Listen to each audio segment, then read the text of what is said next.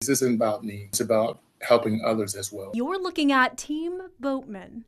Bronze Star recipient and former D1 athlete Johnny Boatman and his wife Quan have been at VCU Health for 39 days. They're waiting for a special delivery, or in Quan's words, a miracle. A lot of days I hear the medevac come and land on the hospital roof, and I just pray that it will be a heart and kidney for Johnny. Boatman's life changed back in 2022. He was working out at the gym and had a sudden pain in his chest. It felt like I was having indigestion and it wouldn't go away. The former National Guardsman rushed to urgent care where doctors found he had a heart attack.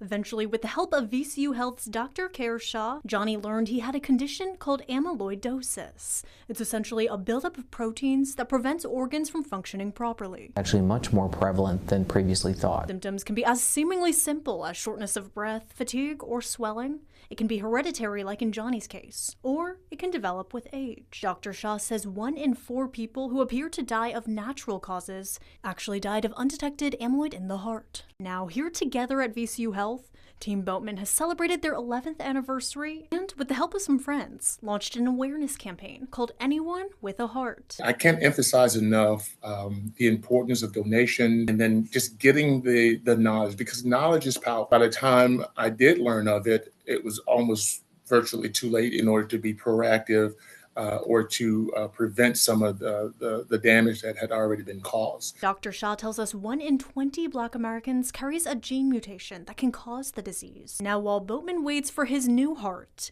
he's pouring his own heart into the cause, allowing love and support to shine through. Whenever the doctors come in to check on him and ask him how he's doing or how he's feeling, his response is, "We're doing okay." And I'm like, it's, in that instance, it's you, but to me, I think that's his way of saying we really are in this together.